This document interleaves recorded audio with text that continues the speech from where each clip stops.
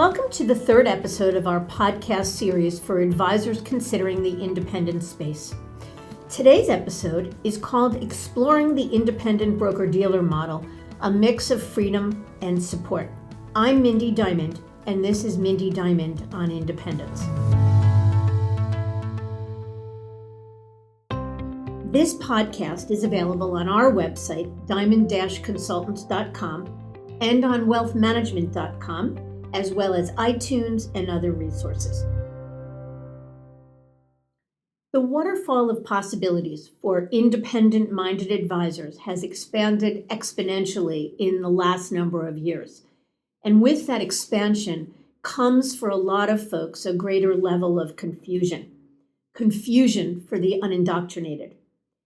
My goal in the whole podcast series, as well as this episode in particular, is to walk you through the different flavors of independence, and in today's episode, focus specifically on the independent broker-dealer space.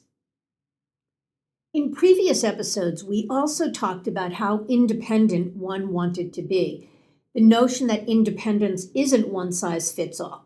So in choosing the right route, again, do I want independence at all? And if I do, I need to be clear on just how independent I want to be. And what we mean by that is just how much support and scaffolding one desires. Do you want to be fully independent as an RIA? Or do you like the idea of being supported by a broker-dealer, probably a more familiar model, but have the freedom to manage your own P&L and operations? So before determining that, it's important to understand the different models for versions of independence. That is, to define the difference between the independent broker-dealer space and the RIA or RIA hybrid space.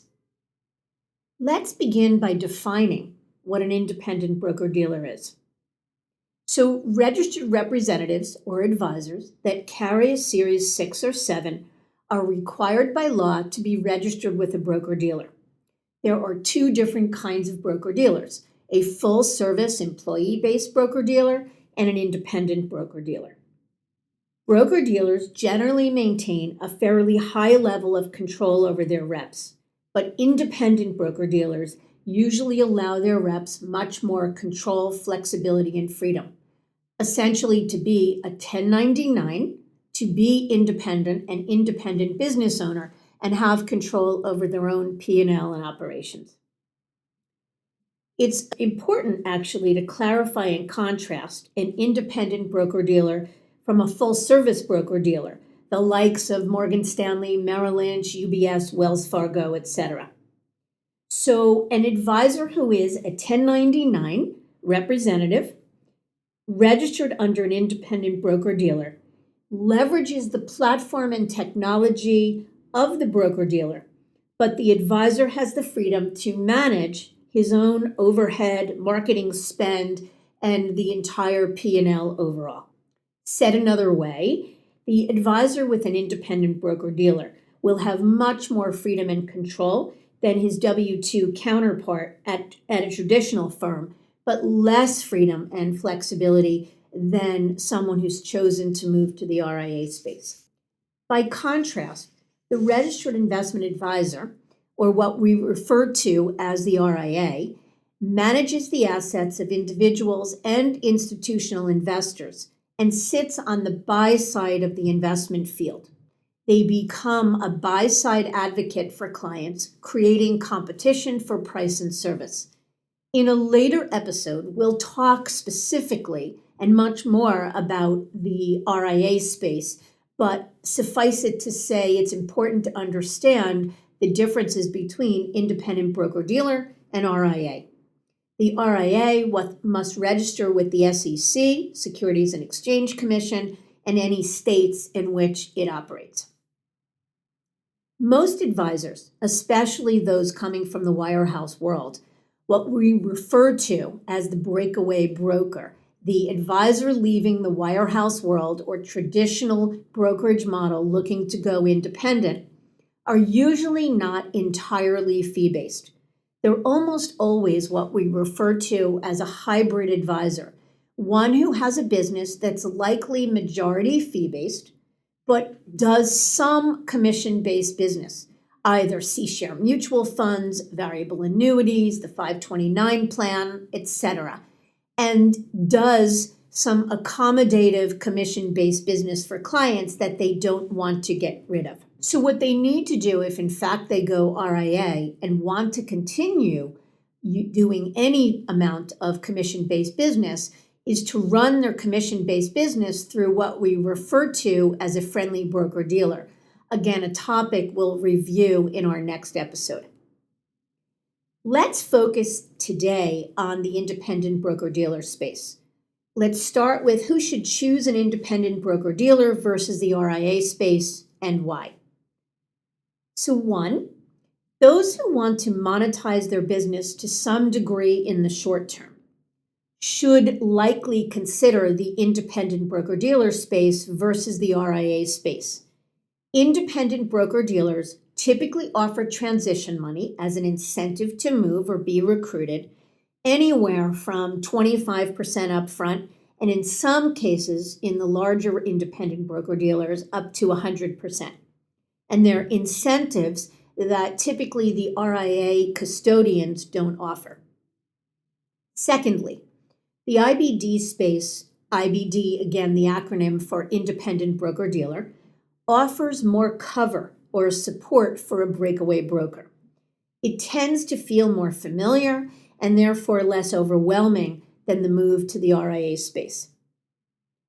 3, those that are looking for an uptick in take-home economics or payout love the independent broker-dealer space because it's an opportunity to have much greater control over P&L, to pay for just the services that one needs, and to run as lean and margin efficient or effective business as they'd like. 4, those who value a turnkey and fully integrated solution tend to love the independent broker-dealer space. 5th, one of the things we hear a lot, and a good way to think about the independent broker-dealer space, is that it's familiar. It's a familiar broker-dealer world with an independent wrapper. 6, those who value a simplified and straightforward path to business ownership like the independent broker-dealer space because the independent broker-dealer pulls together in one package, if you will, all of the components that an advisor will need to rely on in order to run the business. The advisor then has the opportunity to choose the necessary platform components that work for them. And those components are anything from investment management models, CRM or database systems, performance reporting tools, and to provide them to the advisor in what can either be a bundled or a la carte package. Therefore, the advisors in the broker-dealer world, independent broker-dealer world that is, avoid the challenge and the often tremendous time-consuming process of identifying, vetting, and integrating all of the necessary components to run an advisory practice. 7th, those who do a good amount of commission-based business, like variable annuities, that can't easily or shouldn't easily be converted to a fee-based model, likely belong more in the independent broker-dealer world. Most importantly, the broker-dealer, and this is number 8, is responsible for the compliance oversight. And that's the single biggest reason oftentimes that an advisor will choose the independent broker-dealer world over the RIA space, where in the RIA space, the advisor is responsible for his own compliance, either handling it himself, hiring a chief compliance officer, or outsourcing it, versus in the independent broker-dealer world, where the advisor is ultimately responsible for compliance, but scaffolded and supported by the compliance department of the independent broker-dealer. So while it can be argued that advisors who affiliate with an independent broker-dealer have less autonomy than their RIA counterparts, and essentially that the independent broker-dealer is a bit more limited, It's a trade-off that a lot of folks are willing to make because the compliance process that is involved, the more onerous compliance oversight required in the RIA space, and the absence of significant transition money in the RIA space often makes people prefer the independent broker-dealer world. And again, that would be a trade-off that many advisors are willing to make. Because especially in a changing regulatory environment, especially since the inclusion of the DOL rule, the Department of Labor fiduciary rule that is, many advisors welcome leaving the interpretation and enforcement of the regulatory environment to the broker-dealer whose job it is to remain compliant and keep the advisor up to date. Said another way, the independent broker-dealer space can be limiting in the sense that the advisor is limited to the technology, platform, inventory of services, if you will, that the independent broker-dealer makes available to them. For sure, much less limiting than being at a full-service W-2 scenario broker-dealer, but still limiting in some capacity. So an advisor who is independent-minded typically will vet both the RIA hybrid space side by side along the independent broker-dealer space. Those looking for maximum ability to customize, to add unique or bespoke investment solutions, for example, or use a CRM or performance reporting tool outside the capabilities or the offering of the independent broker-dealer may often choose instead to go to the RIA space. So it depends, again, upon just how independent the advisor wants to be. To that end, we've actually developed a 9-point system to vet an independent broker-dealer and to help an advisor assess and make an ultimate determination about where they're best suited.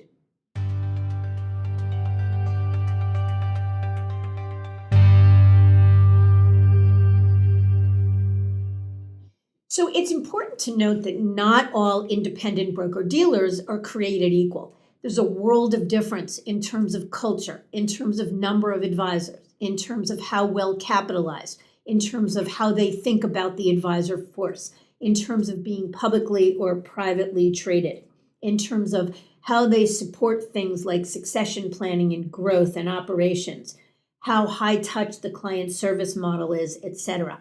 And again, in a world where the waterfall of possibilities has become greater, it can be confusing, which is why we created this sort of 9-step process in order to vet, compare, and contrast. So whether this is about an exercise in determining whether independence is what you want and where you're best served, or examining your own broker-dealer and holding it to the same light or the same standards that you would any outside broker-dealer, this 9-point checklist can be helpful. So 1, you can expect a robust platform with access to all of the financial and estate planning, trust, insurance, lending, and alternatives, etc., all of the capabilities that you've come to rely on in the traditional space, you should be able to replicate through your independent broker-dealer. The whole exercise of even thinking about a move is being able to replicate and hopefully better everything you are able to do for your clients. It's the notion of do no harm at a bare minimum.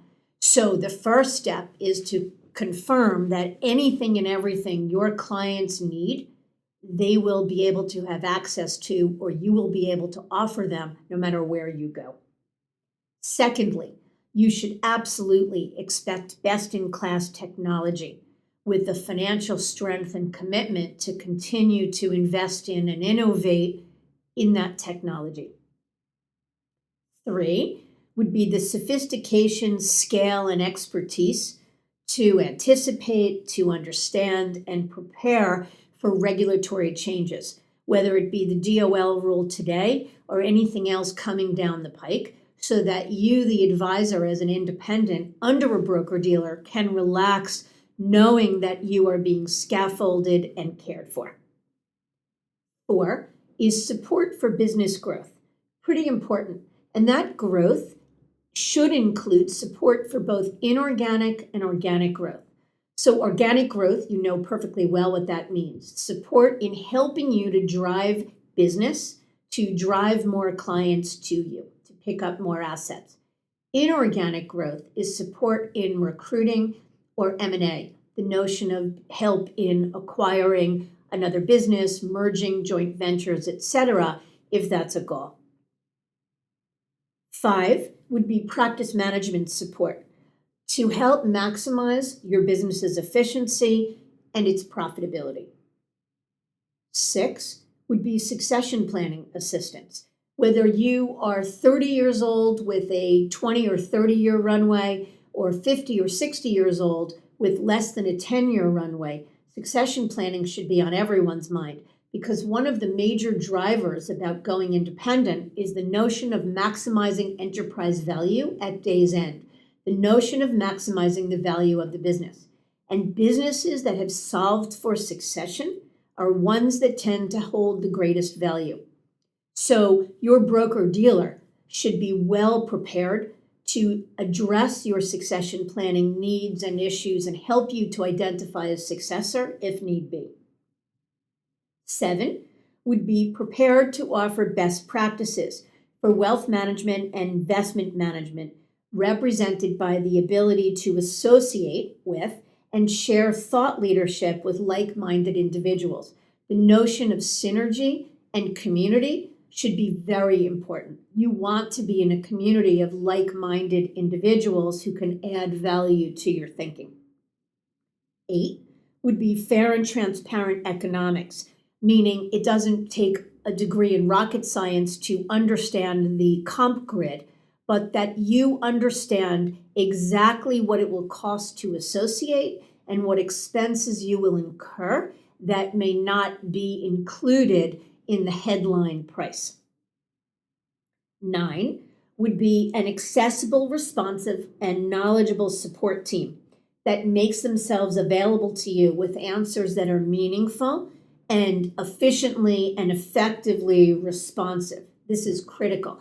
We hear from advisors in the independent broker-dealer world a lot who are already in that world, that especially work for the larger independent broker-dealers, where the client service, the advisor as client, the service model is poor at best, and that can be tremendously troubling to have this independent business and not know that you are in the HOV lane to get the help that you need responsibly. Okay, so here's the bottom line. There are many independent broker-dealers, many independent broker-dealers, but only a handful of high quality and appropriate ones for you. The question we get most often then is, why not just go to the highest bidder, meaning the broker-dealer that will offer the greatest amount of transition money and hopefully offer the greatest amount of take-home economics for the advisor. What I'd say to that is, while transition money is often very attractive, an advisor always needs to be aware that the more you get up front, the more you take up front, the less you get somewhere else. There's no free lunch. Another way to think about it is that there are levers in a deal. So the more you press one, the less you get of another. Typically, there is an inverse relationship between the amount of transition money you get and the ultimate take-home economics. An advisor needs to determine what's most important. Is it about getting the most amount of money in the upfront? Is it about maximizing take-home economics? Or is it a long-term play and going to the broker-dealer that's ultimately going to help you to maximize enterprise value at day's end? In order to be able to know that, an advisor needs to know the right questions to ask when vetting a broker-dealer. Actually, if you visit this episode's page on our website, we've provided some links which you'll find helpful, I think, in the process. Just go to diamond-consultants.com, click on podcast, and select the page for episode 3 for more information.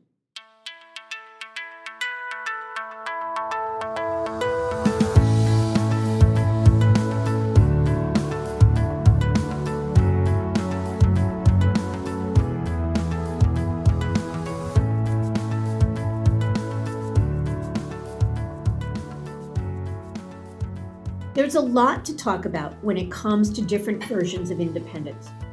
In today's episode, we focused again mostly on the independent broker-dealer space, and we'll leave a more in-depth discussion about the RIA or RIA hybrid space for our next episode. It's worth noting, though, that most advisors considering independence will absolutely opt to vet both and many options, many different versions of independence, including looking at some of the service providers that have entered the space. And again, that's a conversation we'll visit in greater detail in upcoming episodes. For now, I thank you for listening. I also thank wealthmanagement.com for sharing this podcast with their viewers and subscribers. I hope you'll join us for our next episode, where we will explore the RIA space in more detail and talk more about how it truly differs from the independent broker-dealer world. Until then, I'd encourage you to visit our website, diamond-consultants.com, and click on the Tools and Resources link for some valuable content. And if you're not already a recipient of our weekly email, Perspectives for Advisors, click on the blog link to browse recent articles. You can always feel free to email or call me if you have any specific questions. I can be reached by phone at 908-879-1002 or email mdiamond@diamond-consultants.com. Please know that all requests are handled with complete discretion and confidentiality. And as we conclude, this is Mindy Diamond on Independence.